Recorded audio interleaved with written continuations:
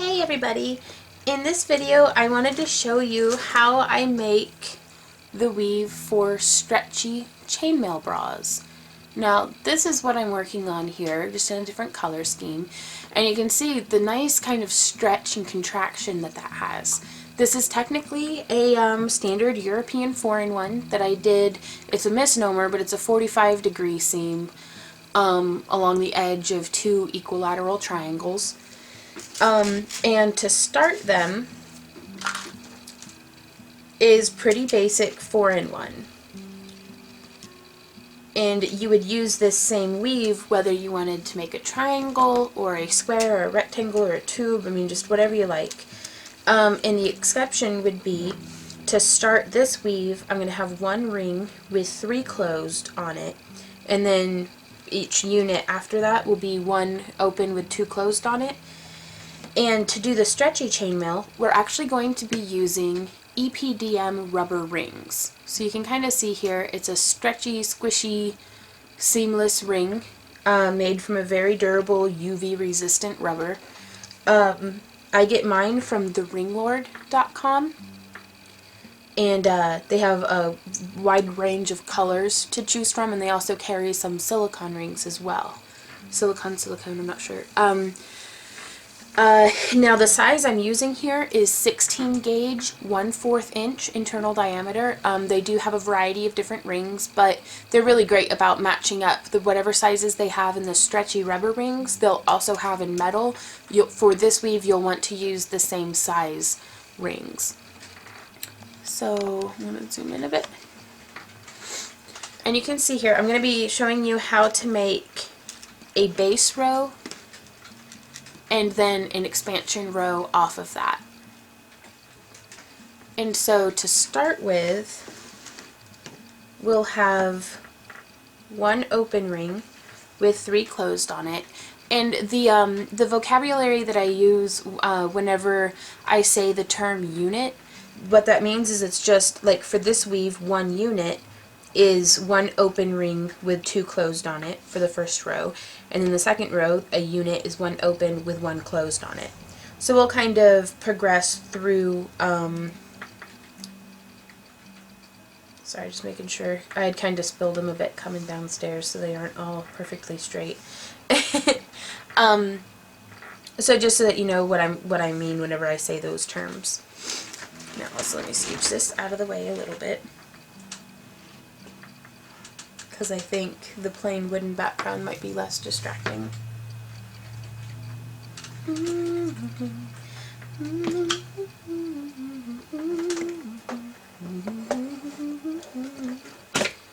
Okay.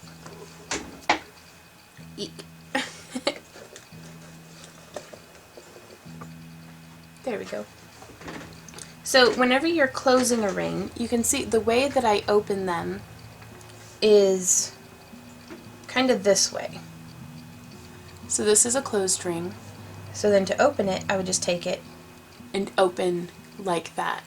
If this is a ring, you don't want to open it this way because that disrupts the nice round shape. You want to open and close it this way, or the other way. But I have a tendency to just open up in that direction because then I can hold from here and still insert this part. You'll see. But don't hesitate to experiment and just find out whichever way works best for you. So I'm going to close this ring, and then you can see I'm going to butterfly. 2 of the rings are going to go over to one side and 1 of the rings is going to go over to the other. So to lay it on the table, it would look like this, which it does not look like much here in the beginning phases, but that's what we're working with. So then we would take a second ring that's 1 open with 2 closed on it,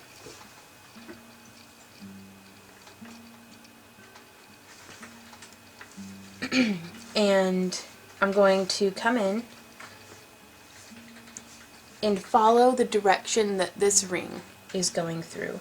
I'm going to come up from underneath through that one, and then come down from above through this one. Oops. And then I'm going to close it. And you can see right here, this does not look like much at all. It's just a jumble. Just trust yourself. You know, go ahead and close it and then try to figure it out from there, because more often than not, you'll be second guessing when really it just worked out fine. So I'm going to open that back up.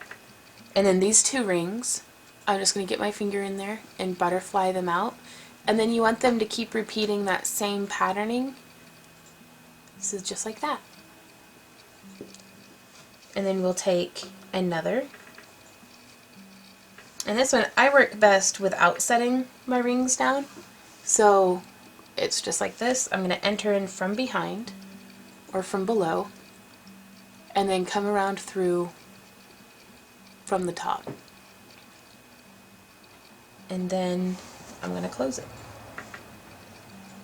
And in most weaves, if you set up to, I think the term is like speed weaving, if you set up any of the rings that would have been closed would be replaced by these rubber rings.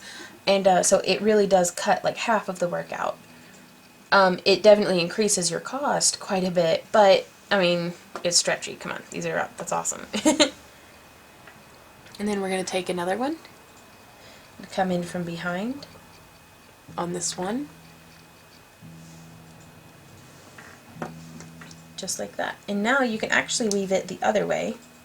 I'm going to flip it over so that you can see how it would look if we were weaving, you know, just because my favorite way of holding the rings may not be the most conducive to you. So don't hesitate to experiment with stuff like this. Like, I really mean that. Because this is not an exact science. It's about the end result, not how you get there. So for this one, again, we'd want to follow the grain of how these rings are all laying in one direction and the rubber are all laying in another. So I would insert from here and then from below.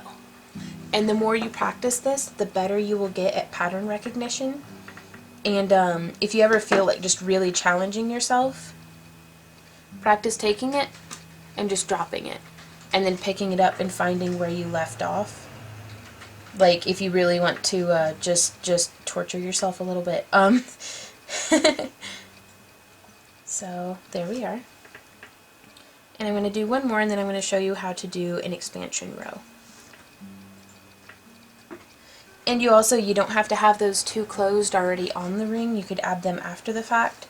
But I just find this is how it is most expedient for me to do it. And whenever you're working on like a big chainmail shirt, the faster you could at least make it feel for yourself, the less impatient you'll become with it. So we have this little section set up. And we would come through with one open ring with one closed on it. And I'm going to just follow the grain. So this one is entering in from above. So I'm going to enter in from above through two rings. Because the name of the weave kind of gives away some vital information about it. European 4-in-1 means that inside each one ring there are 4 others. And on like the edge rings and stuff, that's not always the case, but in general. So if it were a European 6-in-1, I would have hooked 3 rubber rings.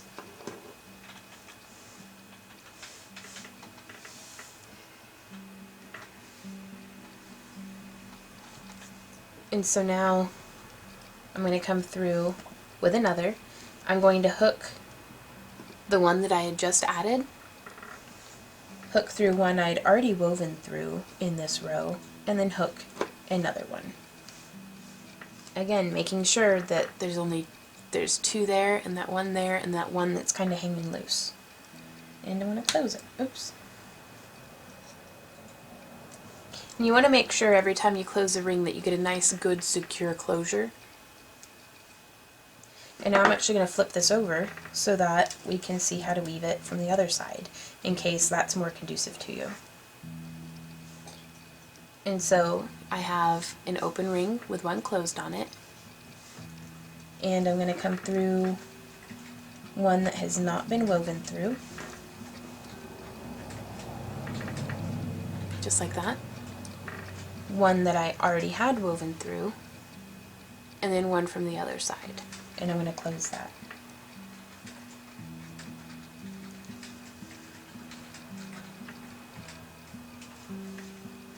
And I'm going to pick up another ring.